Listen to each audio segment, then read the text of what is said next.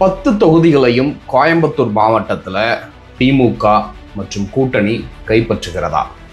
செந்தில் பாலாஜியினுடைய வருகைக்கு முன் மற்றும் செந்தில் பாலாஜியின் வருகைக்கு பின் அப்படிங்கிற மாதிரி திமுகவினுடைய வளர்ச்சி கோயம்புத்தூர் மாவட்டத்தில் வரலாறாக எழுதப்பட்டிருக்கிறதா?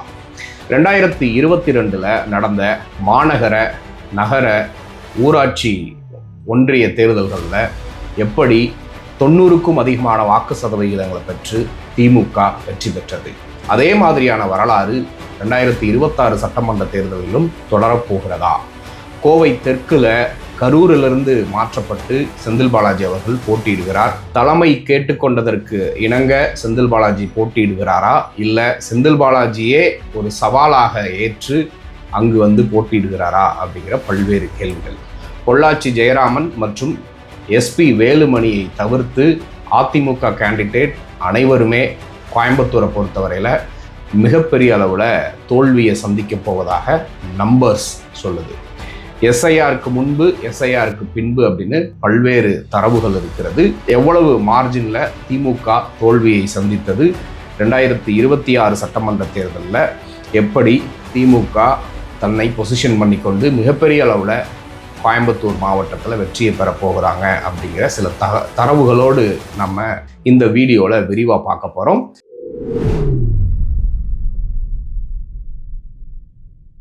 கோபாசை நண்பர்களுக்கு வணக்கம். வீடியோக்குள்ளே போகிறதுக்கு முன்னாடி சேனலை மறக்காமல் சப்ஸ்கிரைப் பண்ணிடுங்க. இந்த வீடியோவை லைக் பண்ணிவிட்டு உங்கள் கருத்துக்களை மறக்காமல் கமெண்ட் செக்ஷனில் பதிவிட்டுருங்க. கோயம்புத்தூர் மாவட்டத்தை பொறுத்த வரைக்கும் மிகப்பெரிய அளவில் சாதி அடிப்படையிலான செல்வாக்கு அப்படிங்கிறது ரொம்ப முக்கியம். கடந்த 15 ஆண்டுகளுக்கு மேலாக கோயம்புத்தூரை அதிமுக தன்னுடைய கைவசமாக வச்சுக்கிட்டு வருது. மிகப்பெரிய அளவில் கோயம்புத்தூர் மட்டும் இல்லை, அந்த ஹோல் கொங்கு பெல்ட்டிலேயே திமுக 2021 சட்டமன்ற தேர்தலில் மிகப்பெரிய அளவில் சரிவை சந்திச்சாங்க அப்படிங்கிறத பார்க்குறோம். அதற்கு பல்வேறு காரணங்களை நம்ம சொல்லலாம். திமுகவுக்குள்ளேயே லீடர்ஷிப் கிரைசிஸ் இருந்தது. சரியான மண்டல வாரியான தலைவர்கள் அந்த கொங்கு பகுதிகளில், கோயம்புத்தூர், ஈரோடு, சேலம், இப்படி அந்த பகுதியில் இருக்கக்கூடிய தலைவர்கள் பெரிய அளவுக்கு சரியாக ஃபங்க்ஷன் ஆகலை அப்படின்னு கட்சிக்குள்ளாகவே பல்வேறு குற்றச்சாட்டுகள் இருந்தது. இந்த நிலையில தான் 2021 சட்டமன்ற தேர்தலில் வெற்றி பெற்ற உடனேயே செந்தில் பாலாஜி அவர்களை கோயம்புத்தூர் மண்டல பொறுப்பாளராக நியமிக்கப்படுகிறார். அவர் அங்கு நியமிக்கப்பட்ட உடனேயே பெரிய அளவுக்கு அதிமுகவுக்குள்ளேயும் சலசலப்புகள் வந்தது. அதிமுகவுக்குள்ள மட்டும் இல்லை, பிஜேபிக்குள்ளேயும் சலசலப்பு. ஏன் அப்படின்னா, அண்ணாமலையை குறிப்பாக தலைவராக மாற்றி கோவை மற்றும் கொங்கு பகுதிகளில் டார்கெட் பண்ணி எப்படியாவது பிஜேபியினுடைய செல்வாக்கை பெருக்க வச்சிடணும், அங்கு அதிமுகவை தள்ளி 2வது இடத்துக்கு பிஜேபி கொண்டு வந்துடணும் அப்படிங்கிற ஒரு உள்நோக்கத்தோடு தான் அண்ணாமலையை பிஜேபியினுடைய தலைவராகவே பிஜேபி கொண்டு வந்துச்சு. ஆனால் அந்த திட்டத்தையும் சுக்குநூறாக உடைச்சது செந்தில் பாலாஜி அவர்கள் தான் அப்படின்னே சொல்லலாம். அதற்கு காரணம், பல்வேறு விவகாரங்களில் தொழிலதிபர்கள்லேருந்து சாமானிய மக்கள் வரைக்கும் செந்தில் பாலாஜி நுணுக்கமாக கிரவுண்ட் லெவலில் இறங்கி வேலை செஞ்சுருக்கிறாரு. அது அந்த மக்கள் மத்தியில் பெரிய அளவுக்கு எடுபட்டிருக்கு அப்படின்னு சொல்லப்படுகிறது. இதை தாண்டி இன்னொரு முக்கியமான காரணம் என்ன அப்படின்னா, செந்தில் பாலாஜி, அண்ணாமலை, எடப்பாடி பழனிசாமி, எஸ்பி வேலுமணி, பொள்ளாச்சி ஜெயராமன் இவர்கள் எல்லோருமே ஒரே கம்யூனிட்டியை சார்ந்தவர்கள். கம்யூனிட்டியை மட்டும் இல்லை, ஒன்றுக்குள்ள ஒன்று சொந்தக்காரர்கள், அங்காளி பங்காளிகள் சொல்கிற அளவுக்கு மிகவும் நெருக்கமானவர்கள் அப்படிங்கிறத பார்க்குறோம். ஸோ அதன் அடிப்படையில் திமுக ரொம்ப கிளவராக செந்தில் பாலாஜி அவர்களை கோயம்புத்தூரில் இறக்கியிருக்கிறாங்க. செந்தில் பாலாஜி அவர்கள் தனக்கு கொடுக்கப்பட்ட வேலையை ரொம்ப விசுவாசமாகவும் திறமையாகவும் வேற லெவலில் செஞ்சு முடிச்சிருக்கிறாரு அப்படிங்கிறதுக்கு ஒரு சிறந்த சாட்சி பார்த்தீங்கன்னா, 2022 மாநகராட்சி, நகராட்சி, ஊராட்சி, உள்ளாட்சி தேர்தல்களில் மிகப்பெரிய அளவில் வரலாறு காணாத அளவுக்கு திமுகவுக்கு அந்த கோயம்புத்தூர் மாவட்டங்களில் வெற்றியை பெற்றுக் கொடுத்திருக்கிறார். 100 நகர்மன்ற தலைவர்களில் 96 இடங்களை திமுக மற்றும் அதனுடைய கூட்டணி வெற்றி பெற்று கொடுக்குது. ஸோ இது அதிமுகவுக்கு ஒரு மிகப்பெரிய அடியை கொடுத்தது. அது மட்டும் இல்லை, 2024 சட்டமன்ற தேர்தல்களிலும் அண்ணாமலையை ஓட விரட்டி மிகப்பெரிய அளவில் திமுக அங்கே வெற்றி பெறுகிறது. அங்கே மட்டும் இல்லை, 39 + 1 40 தொகுதிகளையும் தமிழ்நாடு மற்றும் பாண்டிச்சேரியில் திமுக கூட்டணி வெற்றி பெறுகிறது. அந்த நேரத்தில் செந்தில் பாலாஜி அவர்கள் எங்கே இருந்தார் அப்படிங்கிறது தான் மிக முக்கியமான விஷயம்.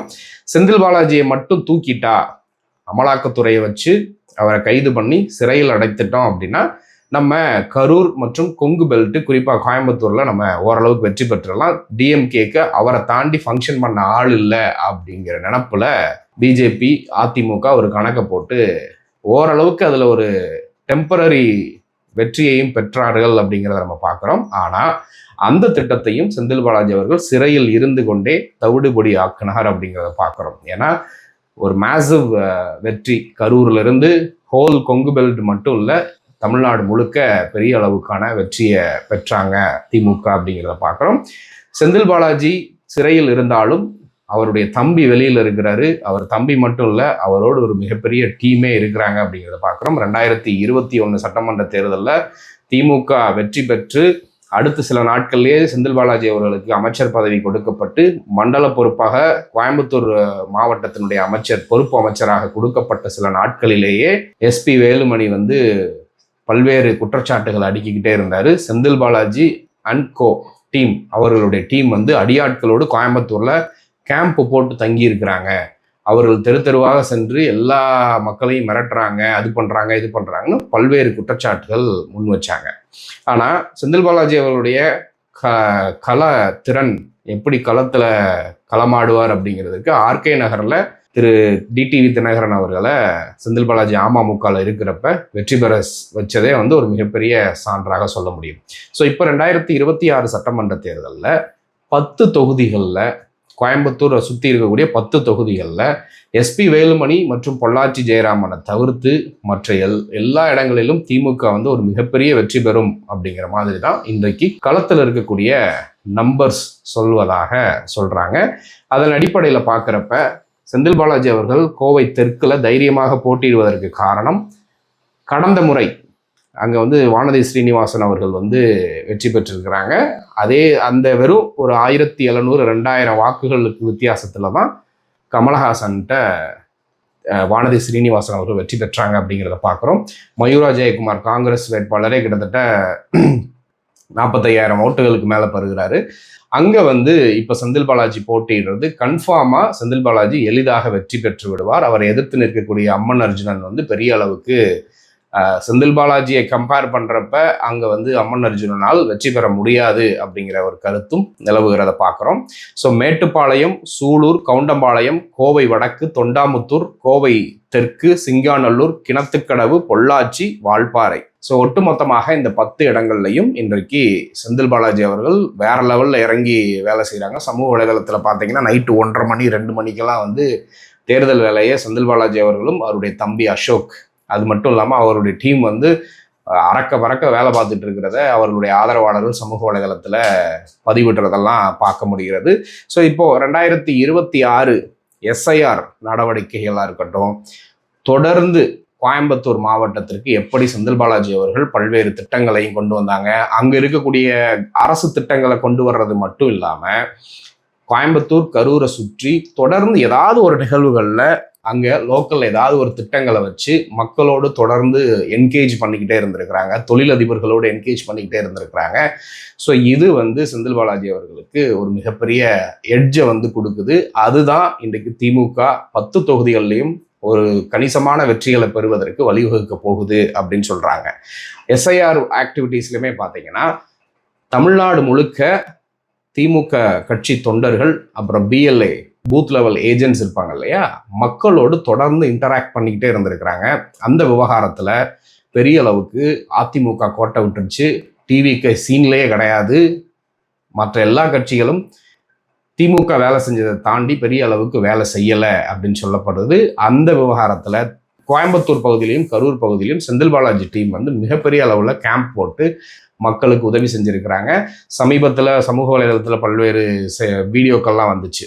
எஸ்பி வேலுமணி வந்து பிளாஸ்டிக் பொருட்களாக கொடுக்குறாரு, ஆனால் செந்தில் பாலாஜி அவர்கள் வந்து அண்டா குண்டாலாம் கொடுக்குறாரு, நாங்கள் வந்து செந்தில் பாலாஜிக்கு தான் ஓட்டு போட போகிறோம், டிஎம்கேக்கு தான் ஓட்டு போட போகிறோம் அப்படின்னு தேர்தல் தேதி அறிவிப்பதற்கு முன்பு அங்கே கட்சி சார்பில் ஏதாவது ஒரு மீட்டிங் நடக்குதுன்னா அங்கே வரக்கூடிய பொதுமக்களுக்கு பரிசு பொருட்கள் கொடுப்பாங்க இல்லையா, பரிசு பொருட்களோ இல்லை அந்த ரெஃப்ரெஷ்மெண்ட் கொடுப்பாங்க. அப்படி கொடுக்கக்கூடிய பொருட்களில் செந்தில் பாலாஜி வேற லெவலில் இறங்கி செஞ்சுருக்கிறாங்க அப்படின்னு சொல்லப்படுகிறது.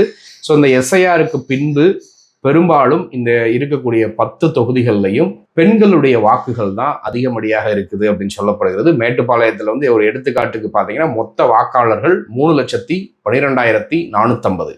அதில் ஆண்கள் வந்து 1,51,000, பெண்கள் 1,61,000.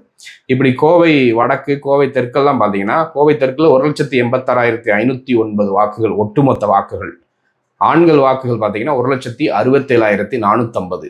பெண்கள் வாக்குகள் 1,71,390. ஸோ கோயம்புத்தூரில் வந்து ஒரு லைப்ரரி, உலகத்தரம் வாய்ந்த கிரிக்கெட் ஸ்டேடியம், டைடல் பார்க்கு, ஏர்போர்ட்டினுடைய எக்ஸ்பான்ஷன், அது மட்டும் இல்லாமல் மகளிர் சுய உதவி குழுக்கள் அதிகப்படியாக அந்த பகுதிகளை கொண்டு வர்றது, இப்படி ஒட்டுமொத்த கோயம்புத்தூரை சுற்றியுமே தொழில் வளர்வதற்கும், பெண்களுடைய வளர்ச்சி பெறுவதற்கும், கல்வி திறம்படுவதற்கும், வேலை வாய்ப்புகளை உருவாக்குவதற்கும் ஒரு சைடு கட்சி சார்பில் இருந்து மிகப்பெரிய அளவில் மக்களோட என்கேஜ் ஆகுறாங்க, இன்னொரு சைடு அரசு சார்பில் என்கேஜ் ஆகுறாங்க. இதை தாண்டி செந்தில் பாலாஜி தரப்புல இருந்து லோக்கல்ல நடத்தக்கூடிய, கட்சி சார்பில் நடத்தக்கூடிய போட்டிகள் அப்படின்னு பல விதங்கள்ல அவர்கள் களத்தில் இறங்கி வேலை செஞ்சுருக்கிறாங்க. ஸோ அதன் அடிப்படையில் பார்க்குறப்ப இந்த ஒட்டுமொத்த 10 தொகுதிகளில் குறைந்தது 6-8 இடங்கள் நிச்சயமாக திமுக வந்து ஒரு 5,000-லிருந்து 10,000 வாக்குகள் வித்தியாசத்திலையாவது அங்கே வெற்றி பெற்றுவிடும் அப்படிங்கிறது தான் களத்தில் இன்னைக்கு சொல்லக்கூடிய பதில்களாக இருக்கிறது. அதை தாண்டி 2021 வந்து முதல் முறையாக கொங்கு பகுதியிலிருந்து எடப்பாடி பழனிசாமி நம்ம சமூகத்தை சார்ந்தவர் முதல்வராக நிற்கிறாரு அப்படிங்கிறதுனால அந்த ஆர்வத்தில் பெரும்பகுதியான மக்கள் வந்து அந்த பகுதியில் ஓட்டு போட்டு அதிமுகவை ஜெயிக்க வச்சாங்க. அது மட்டும் இல்லை, அன்னைக்கு எஸ்பி வேலுமணி ஒட்டுமொத்த கோயம்புத்தூர் கண்ட்ரோல்லையும் வச்சுருந்தாங்க. கண்ட்ரோல் அப்படிங்கிறப்ப அஃபிஷியலை தாண்டி களத்தில் என்னெல்லாம் செய்வாங்க அப்படிங்கிறத பார்க்குறோம். அதே மாதிரி இன்னைக்கு திமுக மட்டும் இல்லை, எல்லா கட்சிக்காரங்களும் எல்லா தேர்தல்களையும் செய்ய தான் போகிறாங்க. ஆனால் இன்றைக்கு செந்தில் பாலாஜி அளவுக்கு எஸ்பி வேலுமணியால் ஃபங்க்ஷன் பண்ண முடியலை. எஸ்பி வேலுமணி, பொள்ளாச்சி ஜெயராமன் தான் ஓரளவுக்கு அங்கே ஸ்ட்ராங்காக இருக்கிறதா சொல்லப்படுது. அதை தாண்டி பெரிய அளவுக்கு வெற்றி பெற முடியுமா? அதனால தான் வந்து எடப்பாடி பழனிசாமி அவர்களே வேற கூட்டணி கட்சிகளுக்கு கொடுத்தா ரிஸ்க்கு அப்படின்னு சொல்லிட்டு முழுக்க அதிமுகவுக்கு கொடுத்து ஓரளவுக்கு தப்பிக்கலாம் அப்படிங்கிற அடிப்படையில் கேண்டிடேட்ஸ் எல்லாம் வந்து அங்கே போட்டிருக்கிறாரு அப்படின்னு சொல்லப்படுகிறது. ஸோ கோவை தெற்கில் ஷுவர் ஷாட்டாக செந்தில் பாலாஜி அவர்கள் வெற்றி பெற்று விடுவார். மற்ற தொகுதிகளில் திமுகவை வெற்றி பெறுவதற்கு எப்படினாலும் புஷ் பண்ணி கொண்டு வந்துடுவார் அப்படிங்கிறது தான் இன்றைக்கு களத்தில் சொல்லக்கூடிய பதில்களாக இருக்கிறது. இது எல்லாத்தையும் தாண்டி கட்சிக்காரர்கள் எந்த அளவுக்கு உற்சாகமாக வேலை செய்கிறாங்க, திமுக கட்சி தொண்டர்கள் திமுக தலைமைக்காக வேலை செய்கிறாங்களா, இல்லை அதிமுக கட்சிக்காரர்கள் வந்து அதிமுக தலைமைக்கு வேலை செய்வாங்களா அப்படிங்கிறதுலையும் ஒரு பெரிய இடைவெளி இருக்குது அப்படின்னு சொல்லப்படுகிறது. செந்தில் பாலாஜி அவர்களுடைய டீம் வந்து அவர்களுடைய தொண்டர்களை பார்த்து கொள்ளுகிற விதம், அவர்களோடு கனெக்ட் ஆகிற விதம், அதிமுக தலைவர்கள்ட்டையும் அவர்களுடைய தொண்டர்கள்ட்டையும் அந்த கனெக்ஷன் பெரிய அளவுக்கு இல்லை. எடப்பாடி பழனிசாமி அவர்கள் பெரிய அளவுக்கு ஒரு கரிஸ்மேட்டிக் லீடராக அவர் பார்ட்டிக்குள்ளே பார்க்கப்படுவதில்லை. அதனால இளைஞர்கள் மத்தியில் ஒரு பெரிய கேப் இருக்குது அப்படின்னு சொல்லப்படுது. அது இங்கே வந்து ஒரு பாசிட்டிவாக வேலை செய்கிறதுனால ரொம்ப எளிதாக திமுகவுக்கான வெற்றியை கொண்டு வருவதில் செந்தில் பாலாஜியினுடைய முயற்சி ஒரு குறிப்பிட்ட அளவுக்கு பலன் அளிக்கும் அப்படின்னு சொல்லப்படுகிறது. ஸோ தொடர்ந்து இதை குறித்து பேசலாம். இதை குறித்து நீங்கள் என்ன நினைக்கிறீங்க அப்படிங்கிற மறக்காமல் கமெண்ட்டில் சொல்லுங்கள். நன்றி.